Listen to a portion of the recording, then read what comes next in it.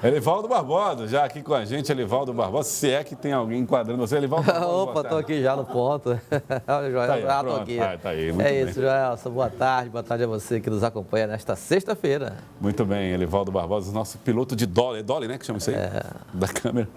Dolly, quase não supera as lombadas. Aqui, né? E olha porque ainda não tem cenário em montagem, né? É isso, Elivaldo. Bom, mas vamos falar a respeito, Elivaldo Barbosa, da situação em Brasília, Elivaldo, que aí sim tem um cenário montado e nada favorável aí para o ex-presidente Jair Bolsonaro. Sávia Barreto, direto de Brasília, traz mais informações aqui para nós. Sávia, uma ótima tarde para você. Expectativa em torno de uma eventual delação ou depoimento de Mauro Cid, ex-ajudante de ordem do presidente Bolsonaro, sobre venda de joias. Boa tarde, Joelson, Elivaldo, nossa audiência. Brasília pegou fogo de ontem para hoje. O ex-ajudante de ordens do ex-presidente Jair Bolsonaro, tenente-coronel Mauro Cid, teria, segundo o advogado dele, é o terceiro advogado dele, ele já trocou 2 vezes de advogado, e esse advogado que assumiu essa semana deu uma entrevista para a revista Veja, dizendo que o tenente-coronel teria aí assumido ordens que ele recebeu do seu superior. Tudo isso a gente sabe que não é uma delação, é uma confissão. E essa confissão, como determina o nosso Código Penal, termina abrangendo a pena possível para esses crimes. O Mauro Cid está preso já faz 3 meses por conta de supostamente ter aí fraudado cartões de vacinação. Só que ele está envolvido em várias outras investigações, inclusive essa de venda de joias, de presentes que o ex-presidente Jair Bolsonaro recebeu enquanto presidente da República, e essa venda teria acontecido nos Estados Unidos, envolvendo inclusive o pai do tenente Mauro Cid. Agora já tem uma novidade. Hoje pela manhã, o mesmo advogado César Bittencourt deu uma entrevista recuando, dizendo que em nenhum momento tinha falado de joias. Então ele já muda mais uma vez a versão. Então a gente realmente vai ter que esperar para quando o próprio Mauro Cid falar. Muito bem, Sávia, a expectativa de que ele possa falar nas próximas horas, Elivaldo Barbosa, se acontecer essa fala, e de acordo com o conteúdo que foi trazido aí pela Sávia Barreto, o presidente vai ter algumas dificuldades para dar explicações. Já vem tendo, não é? Vem tendo uma agenda nem um pouco agradável o ex-presidente Jair Bolsonaro. Primeiro, a inelegibilidade decidida lá um pouco atrás no Tribunal Superior Eleitoral, no TSE, e agora essa sequência de fatos negativos criados em torno dessa situação relacionada às joias. E os mais recentes, ontem aconteceram, desde essa orientação do advogado, do ex-ajudante de ordens, como também o depoimento do hacker ontem lá na CPI do 8 de janeiro. Então foram, assim, declarações consideradas bombásticas. Eu imagino a Sávia aí em Brasília acompanhando essa situação que tem deixado a capital federal em constante efervescência e com consequências absolutamente imprevisíveis, não é?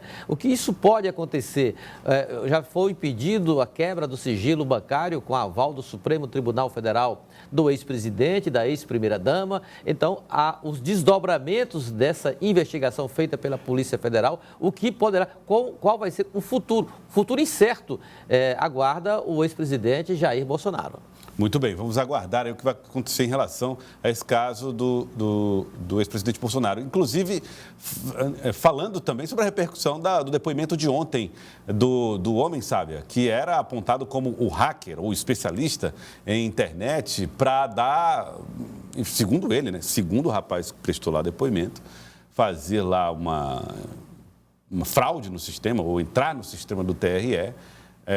E foi até com a promessa de um indulto do presidente Bolsonaro.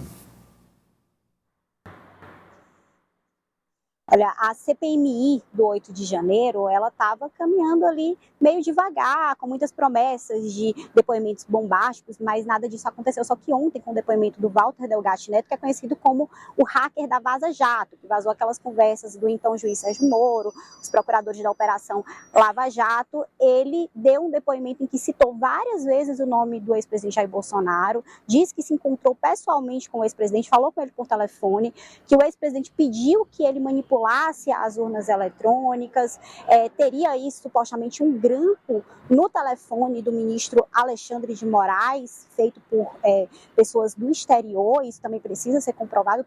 Tudo isso são falas, né? Precisam de provas. Mas ele diz, e o advogado também do Walter Delgatti Neto, que ele tem provas que entregou num pendrive para a Polícia Federal. Só que a versão que ele tinha dado antes, Joelson, para a Polícia Federal, e essa versão de ontem, ela tem algumas contradições, tanto que a Polícia Federal foi rápida e chamou o Walter Delgatti Neto para novamente, ele que está preso, para novamente prestar esclarecimentos e, claro, comprovar tudo aquilo que ele está falando. O ex-presidente Jair Bolsonaro disse que ia entrar com uma queixa-crime contra o hacker por calúnia.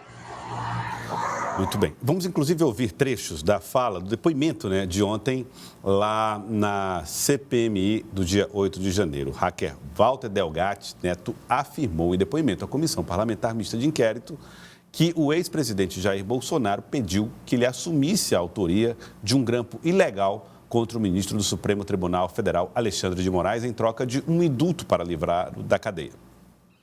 Nessa conversa, o que mais ocorreu além especificamente da Na verdade, eu tomei o café da manhã com ele e a conversa, ela foi essa. Ele me disse que eu estaria salvando o Brasil, que era a liberdade do povo em risco, que eu precisava ajudar ele a garantir a lisura das eleições, porque ele contou que em 2018 ele teve acesso ao inquérito da PF, que nesse inquérito uma pessoa teve acesso ao TSE, ao código-fonte, que poderia ter manipulado.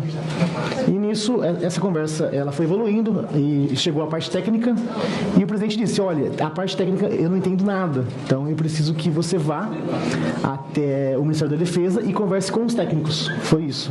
Você, nesse momento, colocou, por exemplo, a possibilidade de você ser punido, ser preso por isso? Você recebeu deles algum tipo de garantia de proteção? Sim, recebi, inclusive a ideia ali era que eu receberia um indulto do presidente. Ele havia concedido um indulto a um deputado federal e como eu estava com o processo da spoofing à época e com as cautelares que me proibiam de acessar a internet e trabalhar, eu visava a esse indulto e foi oferecido no dia.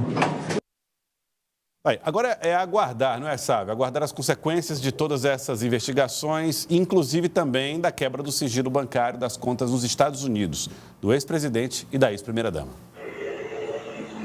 É isso, esse pedido da Polícia Federal para quebrar o sigilo fiscal e bancário é justamente para ver se essas operações envolvendo a venda de joias e presentes recebidos pelo ex-presidente, ela terminou resultando em depósitos na conta dele. Mas Bolsonaro já falou para aliados que não vão encontrar nada nas contas dele, nem da Michelle, que ele mesmo já ia disponibilizar para a polícia, para a justiça, esses dados. A gente tem que aguardar, porque o rito da justiça é lento, muita gente especulando em Brasília sobre um possível pedido de prisão preventiva do ex-presidente. Prisão preventiva acontece quando se está aí obstruindo de alguma forma as investigações, mas tudo isso ainda é muito precipitado.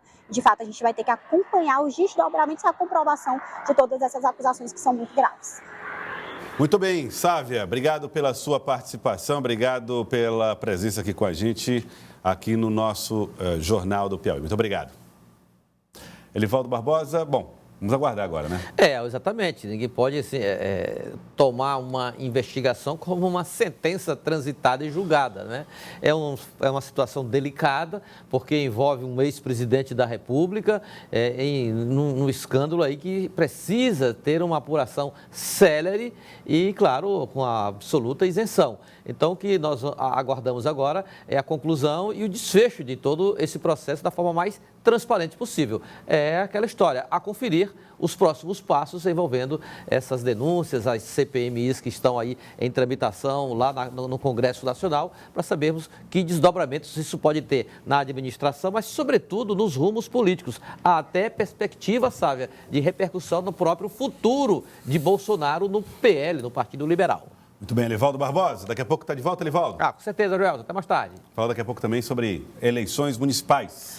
Com certeza. Vamos conferir que o processo eleitoral ou pré-eleitoral, ele está muito ativo, muito em efervescência até, não só na capital, no interior do estado, nas pequenas, médias e nas cidades maiores, as movimentações políticas já estão em pleno andamento.